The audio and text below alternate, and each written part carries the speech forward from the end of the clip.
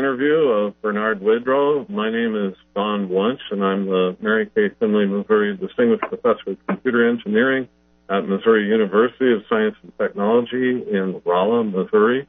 And today is October 15th, the afternoon of October 15th.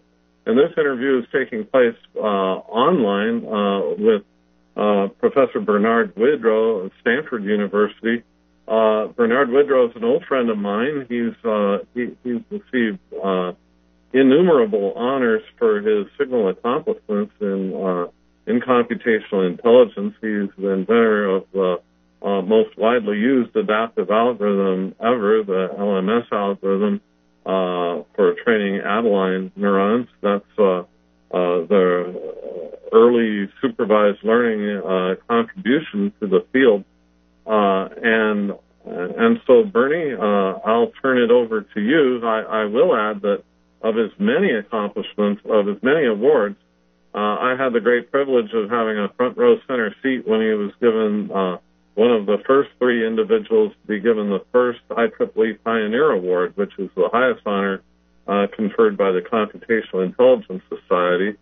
And I was a grad student following him around like a puppy dog in those days, and enjoyed at the Seattle 1991 International Joint Conference on Neural Networks, seeing him receive that award, along with many others over the years. So, with that, I'll turn it over to Professor Widrow, and would you tell us a little bit about your formal education and training, as well as your first job in engineering? Well, I'll answer that question, but I think as I was listening to you introduce this program, I think you may have neglected to mention that the year is 2013. Great. I'm glad you said that. So now you've got the date. Now, your question is, what was my first job? Right. And what was your formal education and training? Formal education, let's see. All three degrees, bachelor's degree, master's degree, doctoral degree, were from MIT. The doctoral degree was in 1956. And at that time, on completing the doctorate, I recall that there were 20 of us, 20, that received doctorates in electrical engineering on the same day. 10 of the 20 were retained as 3-year appointment assistant professors to begin a teaching career. After my 3 years, I resumed teaching at Stanford University. That was in 1959. So my real full-time, permanent type of employment was at Stanford University starting in 1959. And let's see, you had some other questions. That was an answer to the first question. My next one is, what's the first paper you remember publishing? Well, the first paper that I ever did was on a master's thesis that I did at MIT. I was a research assistant in the magnetic core memory group. We were the guys that developed magnetic core memory. Although there was a group at RCA Laboratories that claims that they developed the magnetic core memory, but the only thing is that the leader of our group got the U.S. patent, which made him a gazillionaire and made gazillions to MIT. So all is well. This is now all superseded with semiconductor chips, memory chips, RAM chips. What we developed was really the first practical RAM that made the computer practical. So my first paper was a method of reading out the signal, reading out the data from a magnetic core memory plane using high-frequency currents. So I had guessed that you were going to ask this question. So it turns out I looked it up, and I'll tell you the exact title. How about that? Great. A radio frequency non-destructive readout from magnetic core memory. And it was in the proceedings of the IRE Professional Group on Electronic Computers. That was before the Computer Society. So it was EC3, pages 12 to 15, December 1954. December 1954 was my first paper. So how long ago was that? 2014, next year. That'll be 60 years. So I guess I'm getting old. What else do you want to know? That's great. So, well, what would you call your first computational intelligence-related paper? I knew you were going to ask that. Ha, ha, ha. Now, let's see. The paper was by Widrow and Hoff, Hoff, Widrow and Hoff, called Adaptive Switching Circuits. And that paper was presented at the IRE WestCon convention, and the paper was published in the IRE WestCon convention record, number 4, pages 96 through 104, August 1960. So I attended that conference. See, where was it? 1960. By 1960, I was already at Stanford. So they had a WestCon convention. First paper I gave at WestCon, it was a WestCon in San Francisco. That was the first time I'd ever visited California. That's what I thought. I was pretty sure it was in San Francisco. I was in my mom's tummy at the time, but yeah, the first WestCon paper I gave was in San Francisco, and that was probably in 1956 or 57. I'd never been to California before, and I tell you what happened.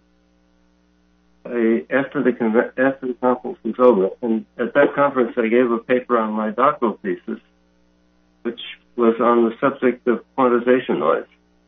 My doctoral thesis was in the area of today you'd call digital signal processing, or alternatively digital control systems, wherever you're using digital signals, control or signals. You have to do round off. So this had to do with round off noise. So I gave a paper on that. And someday maybe I'll tell you a little bit about round off noise. I still know about that stuff. I wrote a book on it. Now, when I first came to the WestCon in 1956 or 57, it was the first time I'd been in California. So after the conference, I rented a Hertz car, and I started driving. All I wanted to do is see a little of California. I didn't care where I went, what I did. I didn't know that Hertz could give you a map, and you can actually look to see where you want to go. That was the first time I ever rented a car. I'd never been on a freeway before. So I started driving around in San Francisco, and I saw signs to Highway 101. I said, ooh, Highway 101, that must be just like US 1. It must go north-south. And that was correct. So I got on Highway 101, but I didn't realize that there are some ways you get on it that take you north and some ways that take you south. If I'd gone north, I would have gone over the Golden Gate Bridge up into Northern California. But it happens just by accident that I went south. So I started driving south, and I didn't even know I was driving south. I just kept going, and I began to see signs for Palo Alto. I said, ooh, that's where Stanford is. How interesting. I kept driving. I saw more signs for Palo Alto exits. Then I saw one that said University Avenue. I said, aha, that's got to go to Stanford. So I got off the freeway, drove down University Avenue, right through Palo Alto. I said, my, what a cute little town this is. And I kept on driving. I went under the El Camino, went down on Palm Drive, the main entry roadway going into the Stanford campus. You got palm trees on both sides. I said, my God, we're in the tropics. And I kept on going. And I could see this beautiful campus in front of me. I just couldn't believe this thing. I said to myself, boy, what a beautiful place that would be to spend a career. Little did I know that was going to happen. Anyhow, that was my first exposure to Stanford. Well, great. Well, I'm pretty sure that 1960 Westcon paper was also at San Francisco, because I remember reading it, and I'm pretty sure that one was also in San Francisco. It could be. It could be. I don't remember, but I gave the paper. So was it in about 59 then that you got involved in neural networks in the LMS algorithm? Actually, before that. 1956, after I got my doctorate and joined the MIT faculty, I began doing research on quantization noise. But in the summer of 1956, there was a conference at Dartmouth College on the subject of artificial intelligence. I didn't know anything about it, but one of my colleagues in the lab where I was working said, he told me about it. He says, there's a conference on artificial intelligence, and he said, if you want to find out something about that, that may be interesting to you. It wasn't particularly, but I thought it was maybe. The two of us, he says, I'm going to drive up there. It was at Hanover, New Hampshire, at Dartmouth College. And this was a sort of a symposium, very small. It was going on all summer long, and people could come and go as they liked. You could stay as long as you like. You want to say something, say something. You don't, you want to listen, just sit there. So the two of us went up there, and we spent a week at that conference. All the pioneers were there. Minsky, McCarthy. Who's the person that suggested to bring you along? His name is Ken Shoulders, and he was working on miniature micro electronic devices. You know, this was long before integrated circuits. He was trying to build integrated circuits. The idea of building active circuit elements and the rest of the circuitry all in the same manufacturing process. That was what he was working on. That was long before Silicon Valley, before integrated circuits, etc. So we drove there. Turing there? Was Alan Turing there? I don't think so. And also, I know I didn't remember, but I know I found out later that von Neumann wasn't there. Mm-hmm. The reason why von Neumann wasn't there is he only had a few more months to live. He was very ill, dying of cancer. Mm. So he was not there. And it was just fascinating. These people are talking about building machines that would be brain-like. And I got so emotionally, physically, in every which way involved with this thing that I came back to MIT and I stopped working on quantization noise. And I started thinking about thinking. I spent 6 months thinking how does thinking work. And the ideas I came up with, I still hold today. And I realized after about 6 months that to do any of this stuff, to build anything like something that can do something like thinking, it's going to take at least 25 years before the electronics catches up with it. How optimistic I was, more than 50 years later, we still don't have it. And what I realized is this: if I wanted to be an academic, and I couldn't possibly work on something with a horizon of 25 years. You know, you think of universities do long-term research, industry does short-term stuff. That's true. But even universities can't you can't work on something where 25 years from now you're going to get your first result. Yeah. Nobody can do that. So as I said, I was working in the field of what today you call digital signal processing. I came up with an idea of making a digital filter. And the digital filter has weights. So what it is a delay line, series of delays. We call this a tap delay line. In the jargon of digital signal processing, you call that a transversal filter or an FIR filter. But FIR is finite impulse response. This is a filter that has only zeros, no poles. And what I found is that you have signals at the taps of the tap delay line. Each tap you connect a weight, and you combine the signals from all the weights into a sum, and the output is the output of the filter. And to control the design of the filter, you control the impulse response, and you do that by controlling the weights.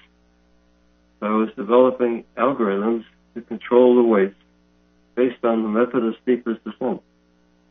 So I found a gradient and was going down. I did some calculations, some derivation, and found out that the mean square error, which I was trying to minimize, the mean square error was a quadratic function of the weights. In other words, it's a function that's if you drew a picture of it, it's like a bowl. It's a quadratic bowl. And by using steepest descent, you're trying to minimize mean square error. In other words, go down the sides of the bowl, down to the bottom of the bowl. It's like a bowl rolling down the hill. And that, I had developed an iterative algorithm for doing that. We had an IBM computer at MIT. I think it was an IBM 701, I think, at that time. And I had some students that were coding it and were able to do adaptive filtering, not in real time, but to do it on the computer and to demonstrate. You can see sketches of the bowl, and you can see the operating point jumping down as it's going, as you're adjusting the weights to go down to the bottom of the bowl. Well, this all started in 1957, about then. And this was all inspired by that conference at Dartmouth College. Wow. On artificial intelligence. So I said, I can't build a brain. And what I can do is to make a filter that has the ability to learn. So I made something that learned. I can do learning. I can't build a brain. Well, in 1957, maybe 58, I was supervising master's students. At that time, at MIT, you never had an assistant professor supervising PhD students. You supervised master's students and bachelor's students, people getting bachelor's degrees.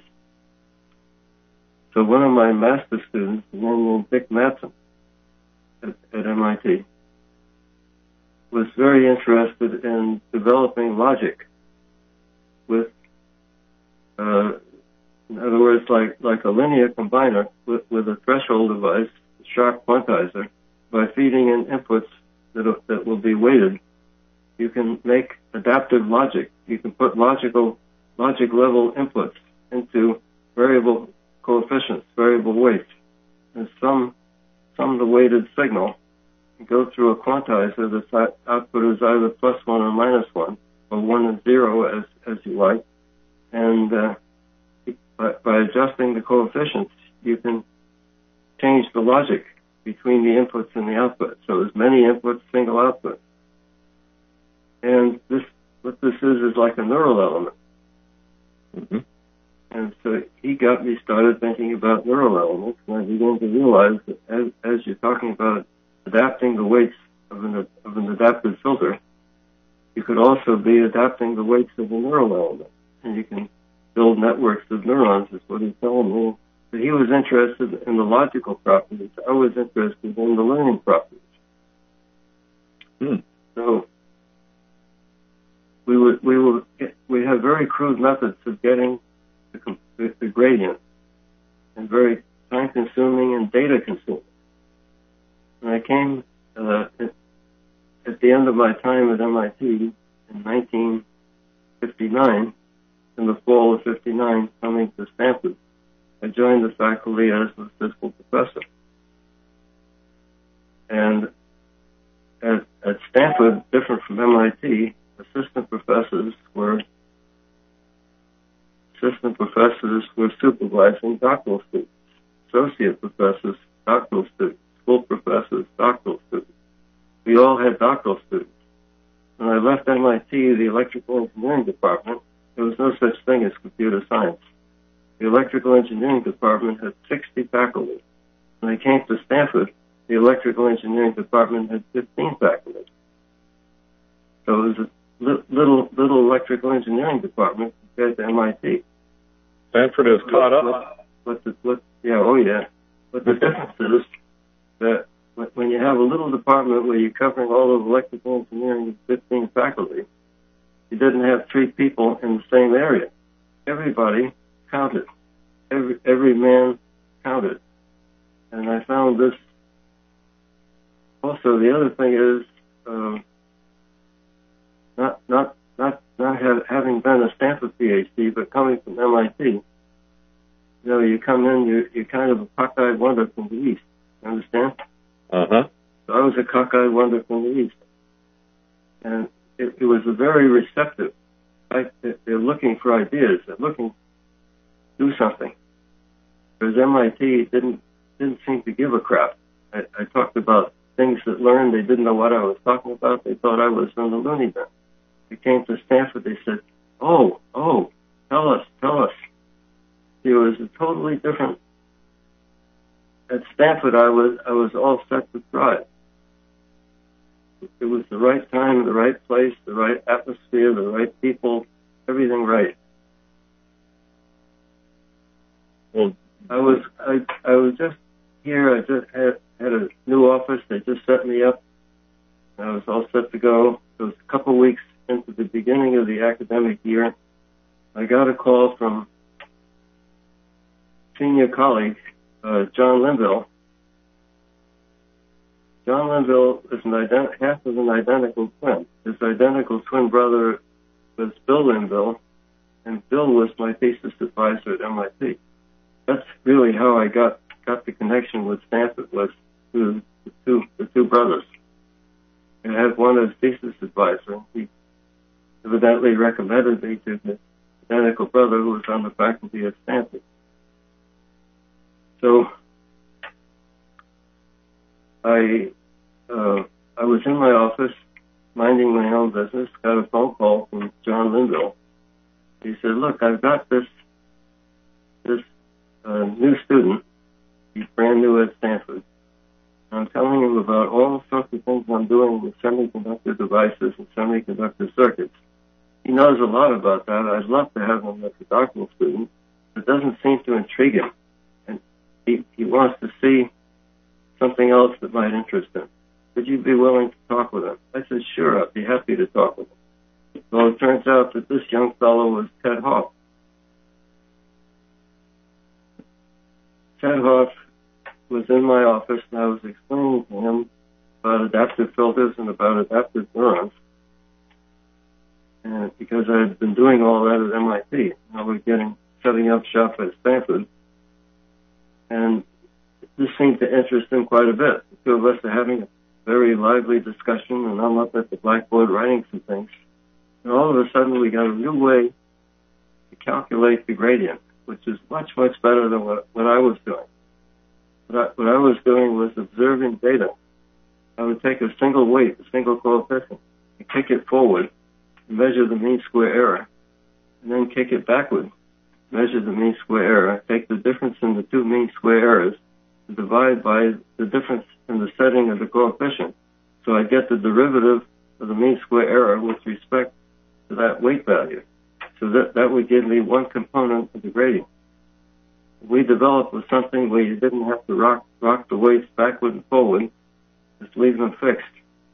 And instead of using two pieces of data, one for forward and one for back, one piece of data it gives you the gradient for that weight. But not only that, but it gives you the components of gradient for all the weights simultaneously from the same pieces of data. So the calculation was trivial. You didn't have to rock the weights backward and forward. It was just one of those things. So I wrote this out on the blackboard. Within a half hour, we walked across the hall. Directly across from my office was a big room filled with an analog computer, a big industrial analog computer. Within a few minutes, off it programmed that analog computer. We were adapting a single neuron on an analog computer. This is all roughly a half hour after first writing the algorithm on the blackboard. That algorithm is the LMS algorithm. It was given that name several years later by my student, who stands for least mean squared. So that algorithm is used in adaptive filters. It's part of the backdrop. So all the students watching this should know that the way to impress your advisor is to walk into your interview, come up with a breakthrough, walk across the hallway, and program it there in half an hour while your advisor is watching. And that will impress your advisor. Well, maybe you do it that way. I don't know. But I sort of right in the ring, slugging it out. Yeah, that's great. That's great. Well, so the thing is that I knew how to do all this stuff. What was new was that method of getting the gradient. And that came out of the discussion between us. I was explaining the other gradient. I don't know how that happened. I really can't explain it. But sometimes, one person by himself is not going to be able to do something. Sometimes two people just talking. It has a magical effect.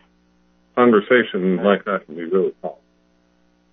So that weekend, we spent the weekend, we collected the parts and we went and built one up so we didn't have to use the analog computer. On Monday morning, I had this thing in my office, and a big aluminum chassis with big potentiometers so we can adjust it and do pattern classification with it. And later we built different versions of it, and further beyond that, the two of us developed a variable weight, an analog device called a memester, which was to serve as an electronic component, an electronic variable weight, and it worked by electroplating. So we had a little sealed cell with electroplating solution, copper sulfate and sulfuric acid. We put a resistor element inside that was insoluble in that caustic solution. It was a noble metal, an alloy of, I think it was platinum and rhodium, and that doesn't dissolve in the acid. And the little resistor element measured about 9 ohms. When no plating was on it, when you fully plate it, it goes down to about 1 ohm. So it's something like a 10-to-1 ratio.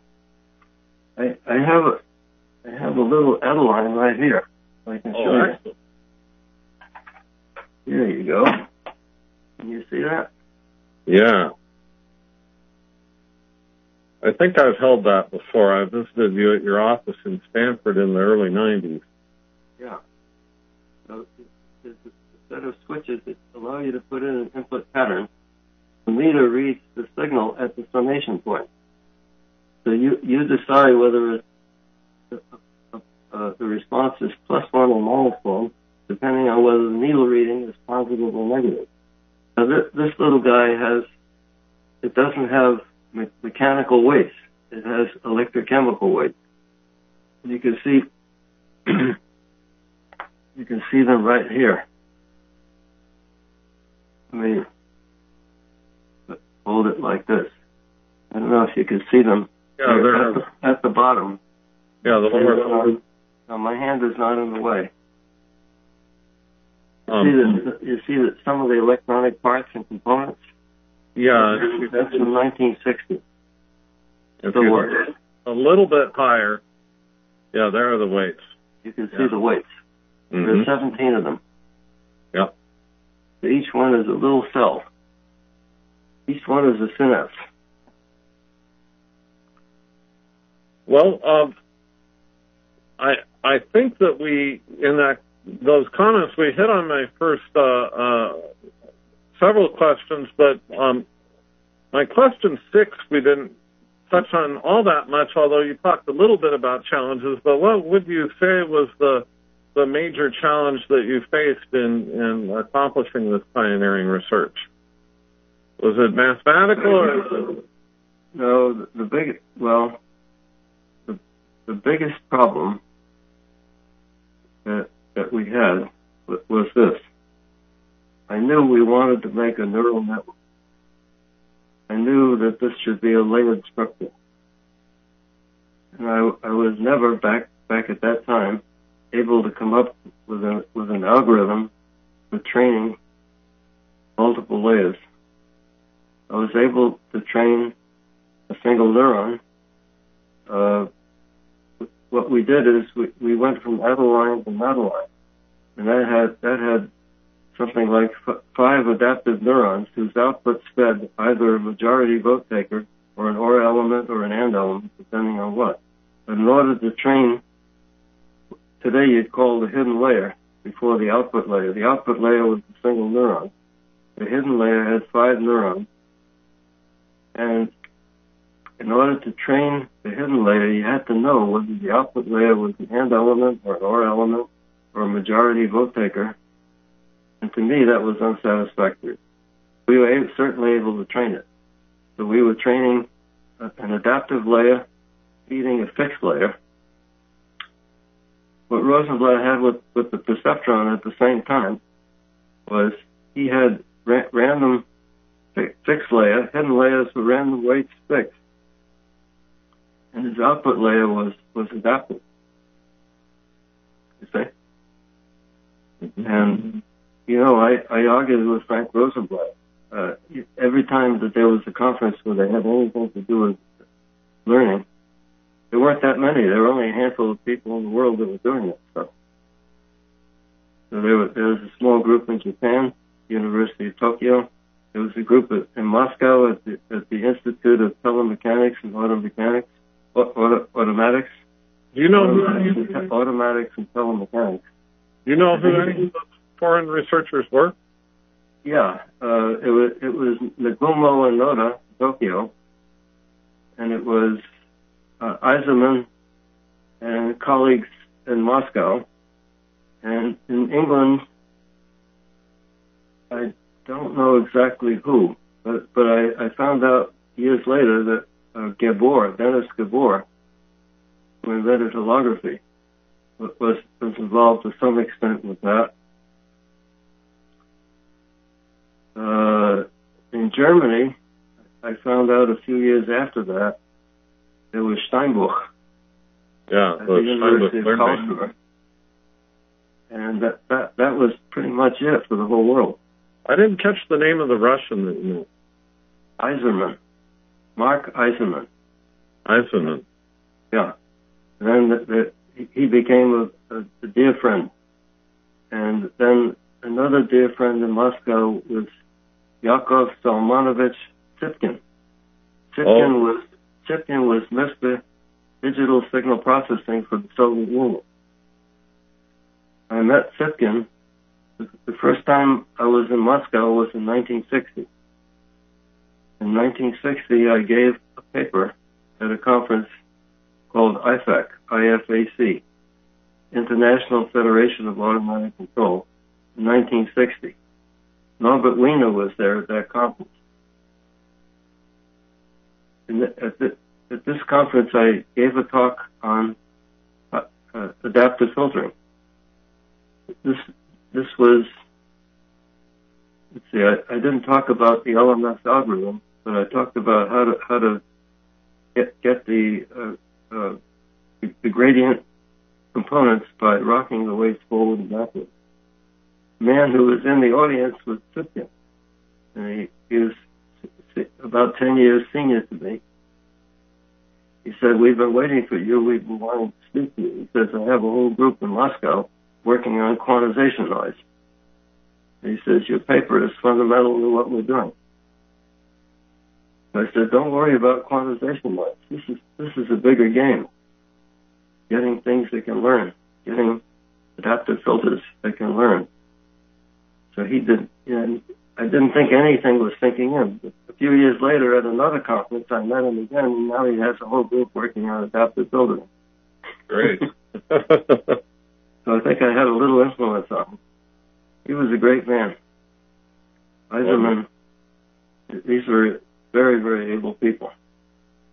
Yeah, Sipkin, of course, is also renowned in the field. Well, I would like to ask you a little bit about the impact that these conferences and societies have had. So, of course, you've mentioned a conference where you were able to have a pivotal influence on research, and I'm sure there were many where that happened. And you also mentioned the Dartmouth conference that had a pivotal influence on your development. But, of course, these conferences are created by society. So when you think about the Computational Intelligence Society and the IEEE Neural Network Council and also the INNS, the International Neural Network Society, of course, you've been on the boards of all of these. You've been very deeply involved. So you've had a big impact in these communities, and the communities have had some impact on you. And I'd like you to talk a little bit about both, where you believe that you've been able to have an influence. Of course, you've been president of, I think, certainly of both societies. INNS, yeah. INNS, yeah. Yeah. And then the other way around, too. What impact on you and what impact do you feel that you've been able to have? I think a lot of it is not so much the formal talks. To some extent, yeah, that has some effect because a lot of people can hear at once. But what the real deal is at a conference, and you know, I told you before we began that I gave a lecture yesterday in Beijing, and I'm sitting here in my home at Stanford in California. So I gave a very nice lecture in Beijing at Tsinghua University, and it was all done by Skype. The thing that Skype won't do is what happens in the hallways where you meet people. It's the person-to-person contact at a conference that I think is crucial. We're never going to be able to do that quite with Skype. Maybe, there's one thing that Professor Steinbuch told me a long time ago. He said, in Germany they have an expression, never say never. So I shouldn't say never. But I will say that the personal contacts that I've got now to know, I've been around long enough. I've probably been working in the field of artificial neural networks longer than any other person alive today. I'm the old guy. I know a lot of people. And I go to conferences. I practically hardly ever get to a session. I start walking down the hallway and somebody grabs me. And I don't just brush people off and say, I got to go to a session. Somebody wants to talk, I'm going to talk. So I do a lot of talking with individuals, one-on-one at these conferences. Without the conference, that wouldn't be possible. So the conferences for me are important in that respect. Plus, when I finally do get to a session and hear a talk or two, I'll get a few ideas if something's going to ring a bell or cause me to think about something that I've been thinking about. And it's indispensable. All the journals are indispensable. The thing of it is that the papers in the journals are too complicated, and there are too many journals and too much of it. There's no way you can read all this stuff. And to read one of these papers in depth is not easy. You know, very, very few people are going to do that. But the act of writing it down causes things to come out of your head. I know when I was doing my doctoral thesis, I thought I had figured out everything. I knew the whole story about quantization wise. I knew it. I had it all figured out. And I started writing. By the time I was done, I had twice as many mathematical results as when I started writing. And it was just an amazing process of writing it down, trying to explain it to somebody. You realize there are all sorts of things you don't understand, you haven't got figured out. So you go ahead and figure that out. Now you've got twice as much stuff as you had before you started to write. So the writing is a sort of a inspirational, purificational process. It gets things out of you. And I think for the individual researcher, that's the good of the journal. It gets things out of you, even if nobody's going to read it. Well, that's another story. But the journals are indispensable and mostly useless. Well, that's a really great point that you raised, because the discipline of getting something into a written form is a very different discipline than the discipline of getting something into, say, a 15-minute conference presentation. But they're both very valuable to the presenter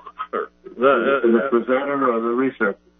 Right. They're valuable to the audience, hopefully, but they're definitely valuable to the author to go through those two disciplines. So you're gonna reach an audience at a conference. A lot of people will be there, will hear you talk. If you're giving an oral paper, if you're giving a poster paper, just as good.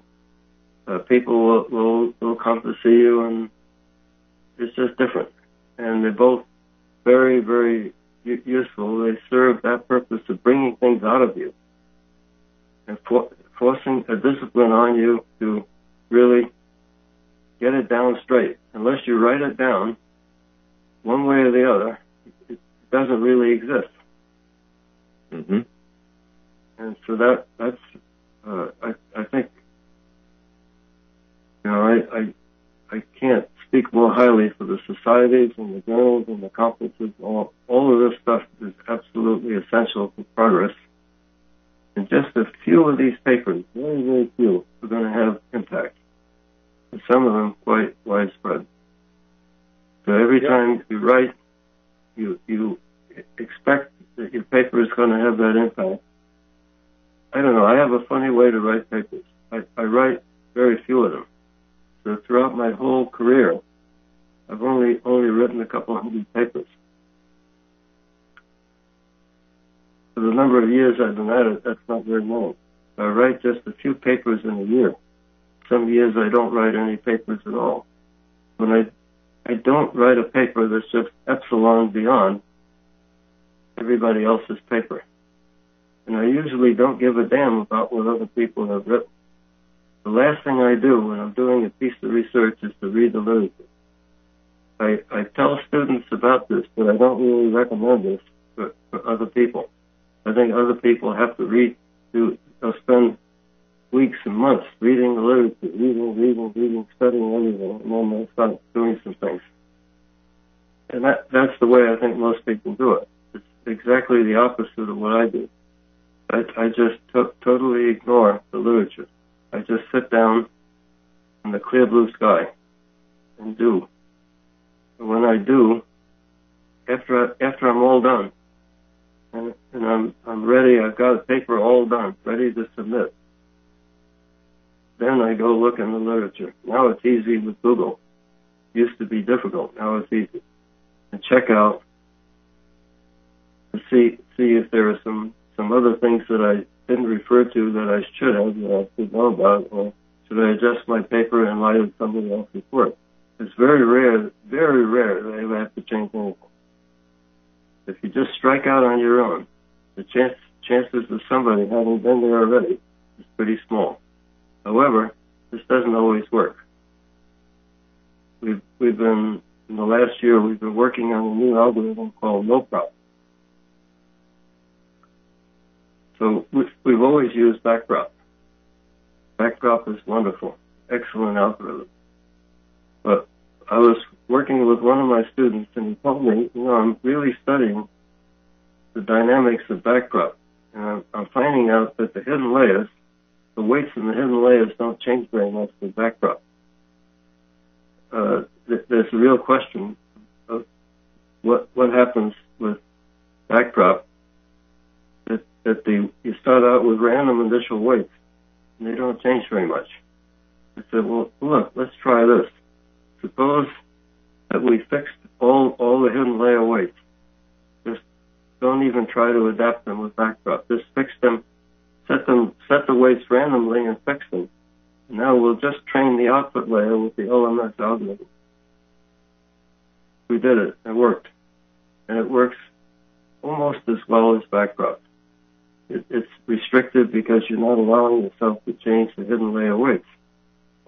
But we found out that you can train it, and it'll,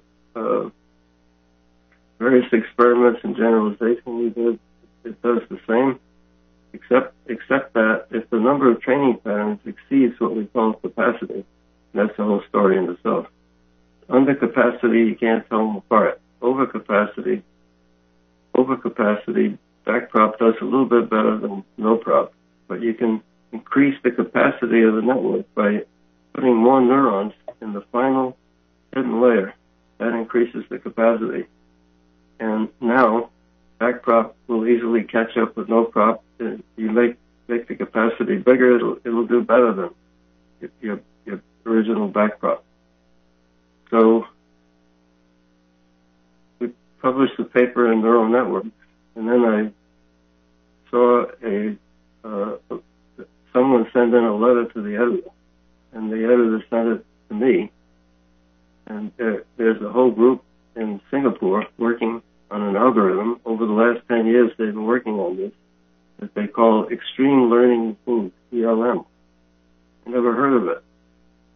And if you're checking with Google before you submit this paper to neural networks on no prop, we call it no prop because you're not back propagating the errors, so there's no back propagation. So we call it no prop as opposed to back prop.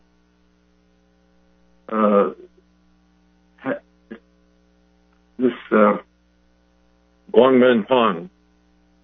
This extreme learning machine. Who in his right mind is going to Google extreme learning machine? Right. What's extreme? So we knew nothing about that, and all of a sudden this popped out of the woodwork. And now the creator of it, he's the one that I did he was in Beijing yesterday. Right. I did the thingy with. Yeah, you gave a keynote at his conference yesterday. I gave one at his conference last year. He's a good friend of mine. Exactly. And that's Professor Wang. Yeah, Guangmin. Guangmin. Yeah, Wang Bing. And I knew nothing about that. Nobody knew about it. The reviewers that reviewed the paper didn't know about it. The editor didn't know about it. And it turns out that we discovered a whole lot of things about it that they never knew about. So the paper was perfectly valid. And it was perfectly okay. All it was missing was reference to their work. So we fixed that. I sent a letter to the editor. We apologized to them. And now we're big friends with all the people in Singapore. They've come here to visit us at Stanford, and we're probably going to do joint research together with them. All is well. That's the way those things should work out, and you're a gentleman and a scholar, Bernie. I'm glad that it worked out that way. It doesn't always work out that way, but when people are open-minded enough to at least receive feedback, read the letter, and decide, well, on a technical basis what's in there, rather than getting defensive about it, they open up whole vistas that otherwise would be missed. So. it works out well. So Yeah. Now we're doing something else about training the neurons in the hidden layers. Good. Well, I don't want to steal too much thunder from your next week's talk, so we'll leave a little bit of no prop for next week's talk in my computational intelligence class. But I wanted to ask you a little bit about the future of computational intelligence. How do you envision the evolution of computational intelligence technologies? Do you see any expected confluence or any potential new entry? Okay. It's hard to be a soothsayer. I don't have a special crystal ball, and you just never know how these things are going to work out. I've had enough experience to know that you can't do that. But I have an idea on such things, and I know what has lately been affecting my own sense of direction. And what that is try to understand more biology. Somebody's ringing. Is my wife going to pick up the phone? I think what I'm going to do is get rid of it.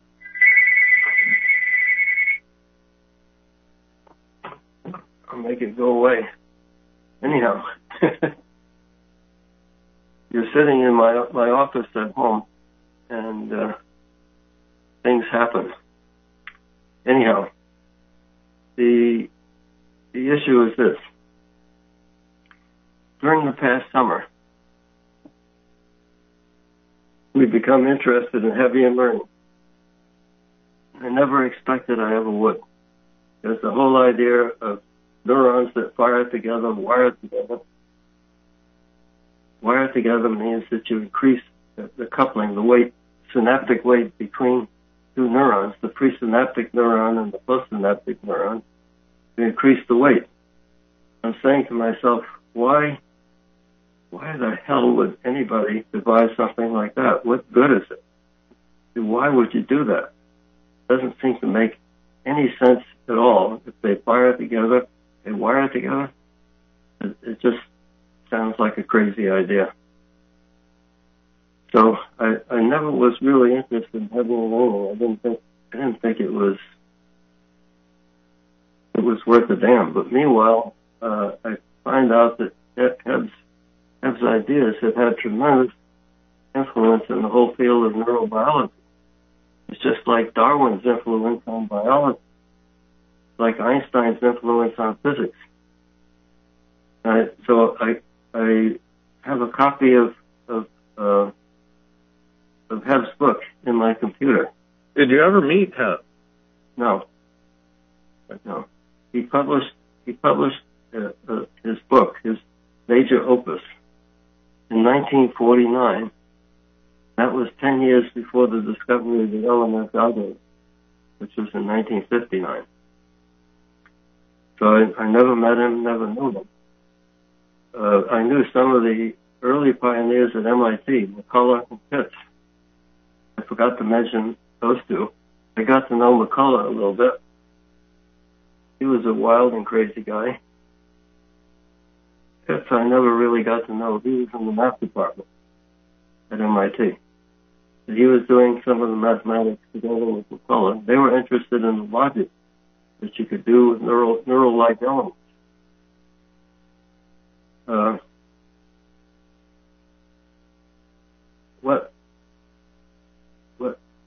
I don't know what it was, but I read two articles in IEEE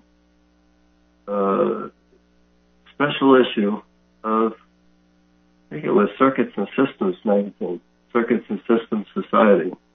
There were two articles. The whole special issue was on a device called the memristor, which is different from the memristor that I showed you in the machine. The memristor is a hypothetical element that Hewlett-Packard is trying to make into a real element.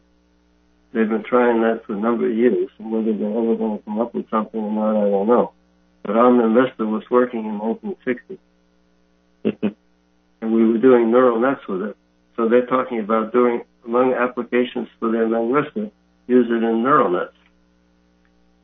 Well, there were two articles, and these are, I looked at the articles, read them, and both were talking about implementing Hebbian learning with the memristor and different ways to do it. And I began to read this, and I was saying, these are serious electrical engineers. They're my people. And they're studying Hebbian learning. I said, God damn it, I'm going to go back now after all the years and go back and take a look at Hebbian learning instead of just kissing it off as a whole lot of baloney. And I did.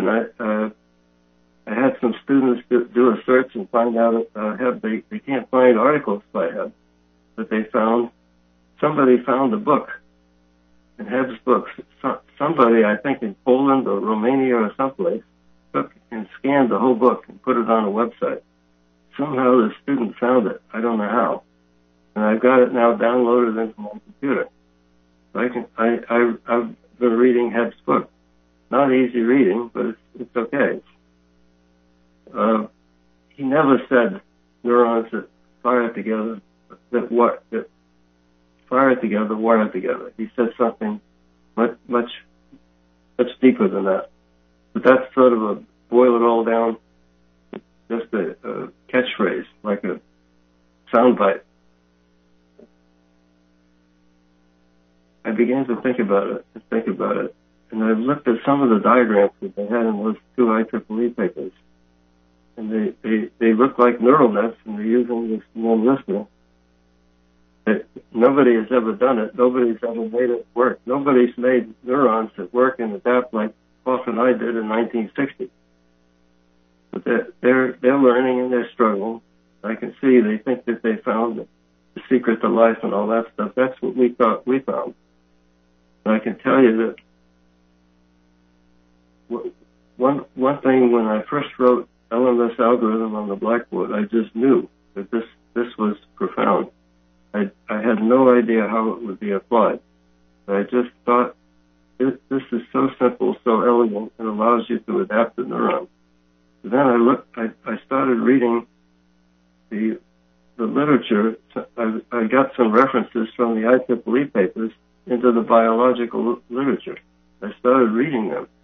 But it's hard for me because I lack the background in neurobiology and lack the background in chemistry and all this stuff. I've studied all these things, but not for this purpose. It would take quite a bit of effort to study all it, but I started studying it, started reading it.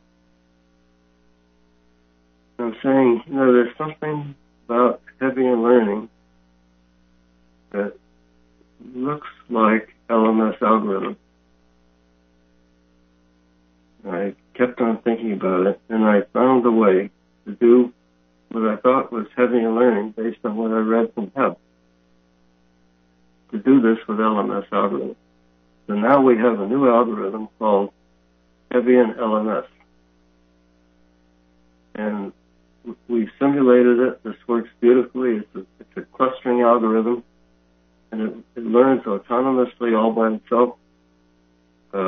You could take that neural element and its synapses and build it into networks. The whole network will adapt and learn.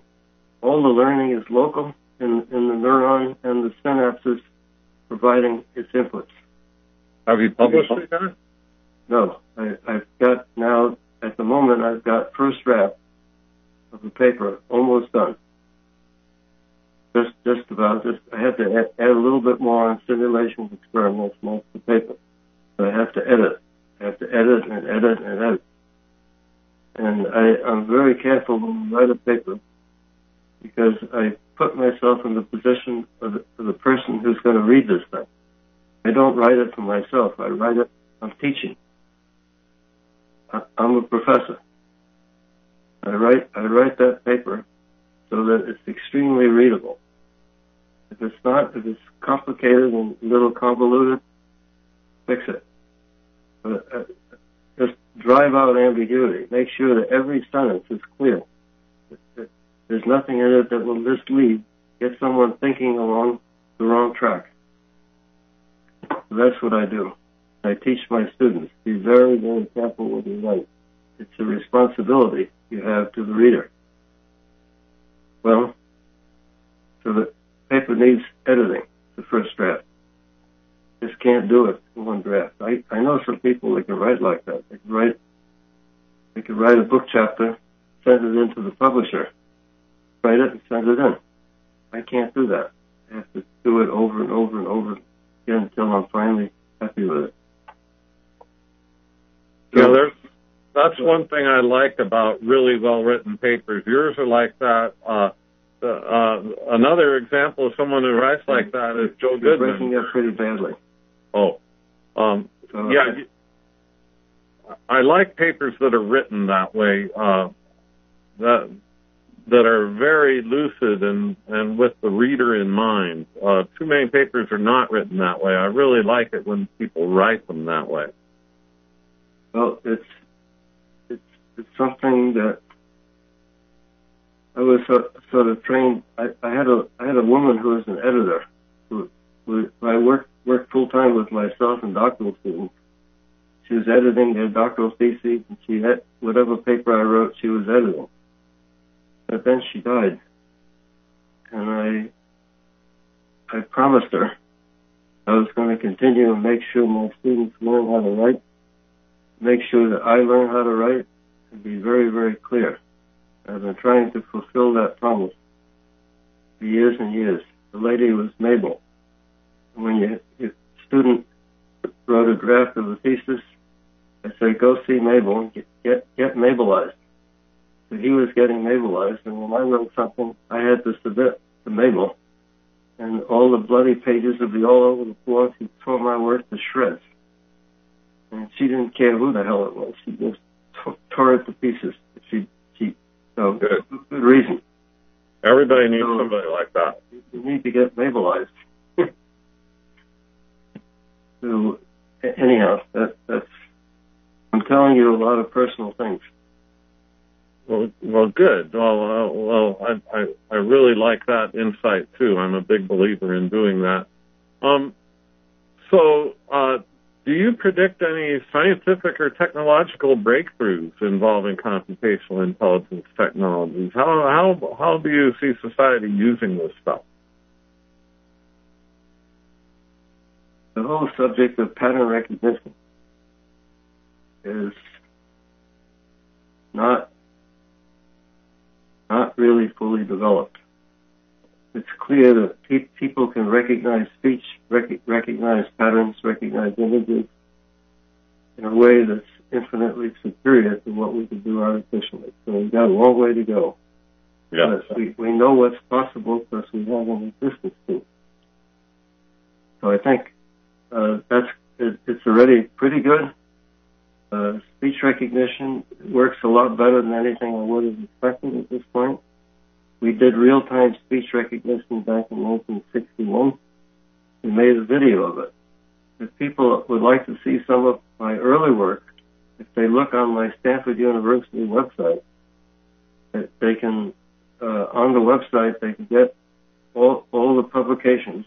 The full papers are there. You don't have to go searching. And videos. There are a whole bunch of videos. What it gives you is a linkage to the videos that are on YouTube. But I think you can probably go directly to YouTube and catch all these videos. You can see videos that we made of speech recognition, all sorts of stuff we did with adaptive antennas, signal processing. There's some particularly nice videos on the truck backer upper where we used a neural network in steering a trailer truck going backwards with multiple trailers. I remember when I first showed that video, Mark Pizzati was in the audience. So it was both a fuzzy and a neural conference. And I think it got Lotfi all stirred up. I don't know. I was never competitive. I always thought we're going to do our stuff. Whatever the hell we did, the fuzzy people had to show they can do it better. And Lotfi was the ringleader. So the next conference, when I saw them, they had to have something like a truck backer up, but I was never convinced that this is really a natural thing. But, each thing has its own natural area. That one doesn't have to compete with the other. That they could work. Although Lotfi is a good sport about that. He came to one of the IJCNNs, and there was something that he said could be done with fuzzy and not with neural, and I went and did it with neural, and he was very happy to see that it had been done with neural. He was more than happy to challenge the field and about what he thought that fuzzy could do and neural couldn't. But if somebody rose to the challenge, he was happy to see that happen as well. Well, I think as far as fuzzy goes, you see, the inspiration is brain activity. And I don't think there's anything in the brain that does fuzzy logic. There's sure as hell something that does neural networks. And the brain is built out of neural networks. The thing is that the way this brain machine that we have works, it's a little erratic and not totally reliable. And I think that's the inspiration for fuzzy logic, is to have something that's sort of approximate. That doesn't mean the brain is built that way. I don't believe that the brain was built to do mathematics. The brain is not built on mathematics. The computer is. The computer is built to do arithmetic and other operations on vectors and numbers. But the brain doesn't have anything in it, as far as I can imagine, to do any kind of mathematical operation. Mathematics is a human construct. It's just an application of among many, many, many things that the brain can do. And the brain isn't built with a swimming pool in it, so that it enables you to go swimming. You see, it's not built to do mathematics. It's just a general purpose thing that will do lots of stuff. And mathematics is a man-made construct. And the amazing thing about mathematics is that it's kind of a game you play. You make up a set of rules and postulates and say these are the axioms. That's the starting point, and then you start manipulating and coming to conclusions based on the axioms and the rules of the game that you set up. It's just like game playing. It's like chess and checkers. But the amazing thing about mathematics, as we know it, is that you can use it to apply to real world situations, and it, in many cases, is very, very valuable in explaining natural phenomena, but not explaining it, but developing something that's analogous to it that you can use.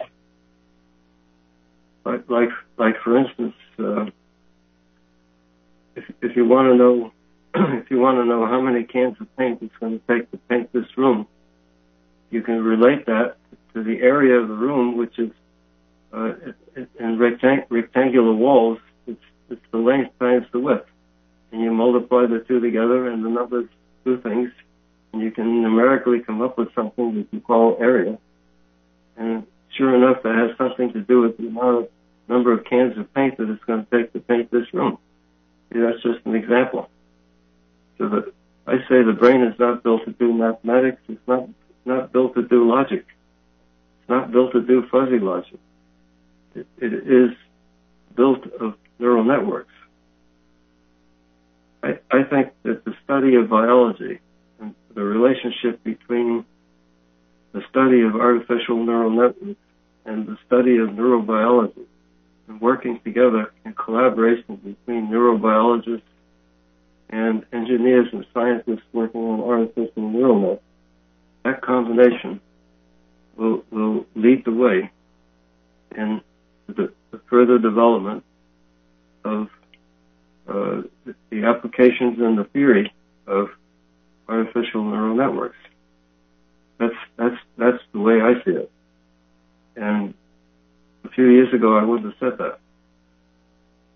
I think to take inspiration from the natural system, from the human visual system, to work to develop artificial systems that could do pattern recognition, speech recognition, all sorts of recognition, and do that as well as the human. The human is an inspiration. And also to get into the nitty-gritty of the biology of it and be able to help the biologists. The biologists will help the engineers and the scientists develop artificial neural networks. To me, that seems to be a very reasonable direction. That's what I would forecast as a fruitful, as a logical way to go, a fruitful way to go. And I know from my own experience that this is workable. So right now, I've got some stuff I really want to talk to biologists about. We've got all kinds of neurobiologists, geneticists, people that know about DNA, RNA, and I haven't even told you anything about my ideas on cognitive memory. Memory is involved with pattern recognition, and all this stuff is an attempt to make a human-like memory, which I've been working on now for about 10 years. So that's my sense of a fruitful way to go, but it's not the only way. Not everybody should do this. This is not the only way. So you asked me what my opinion is, what I think is a good way to go. This is what I think. Well, do you have any other final comments, Bernie, about the history or future or anything that you'd like to share with the computational intelligence community? Well, I think I've shared a whole lot of stuff with you. I don't know how to sum it all up, but all I could do is offer encouragement. And if I were religious, I'd say Godspeed. But I'm a non-believer. So if I said it, it wouldn't work as well as if somebody else said it. Well, I'm a believer, so I'll say Godspeed. Okay, but I think you got the idea. That's what I'd like to say. That's what I'd like to say to the community. Great. Go get it. Great. Do it. Well, thank you very much. For our VCC support person, if you would pass the ball to me, I've got Dr. Widrow's video, his website available. So if you pass the ball to me, I can share my desktop and show it to everyone. Great. Okay. So they did that. I say the link to the videos, the papers are all there. The videos, the link to the videos is not there yet. I'm just talking to the secretary to do it. Okay, yeah. So you should be seeing the web page now. Can you see it, Bernie? I do. You have it. Yeah. Okay, so if you look at this, right. So, for example, he said the publications are available. So if you see these ones that are here, for example, the radio frequency paper that he talked about, bam, there it is. You click on it and you got it. Right, and then this one from 1960 IRE Westcon right here. There it is. And that's a wonderful paper. I love that paper. It brings back fond memories to see that one. And there's another one that I want to point out to people from 1973, the first paper to talk about adaptive critics, which is this one. This is a classic. I recommend everybody to read this one. I had one of my students present this paper in my class just yesterday. So this is a really wonderful classic paper, and there are many here. This is a treasure trove. And so to be able to get these off of the web, and that one in neural networks that you talked about, okay, that one I think is still under review, right? The one about no prop. Yeah. Okay. There should be one paper on no prop. I don't know if my secretary has yet put it on the website. If you look at the last paper, I don't know that no prop is there yet. No, it's not. That's a biomedical engineering paper, but anyway, there's a treasure trove here. There's a bunch of wonderful papers. So all you need to do is if you Google Bernard Widrow, Stanford University, you'll find it. But the exact website is on the screen right here, right now. isl.stanford.edu/Widrow. But if you just Google Bernard Widrow, Stanford University, you'll have no trouble finding this web page, and you'll see all this great stuff. So I think that is that's a great thing to be able to show. I'm going to stop sharing my desktop now, because that's the point that I wanted to make about all this. And I'm also going to stop recording. Bernie and I are going to talk a little bit longer, but as far as talking to posterity, we're going to sign off now. So, cheers. Tell them, give them a few days to get the videos, the links to the videos on my website. Great. Okay. Well, cheers, folks, and Bernie, you stay on the line. I'm just stopping recording now, is all. Okay.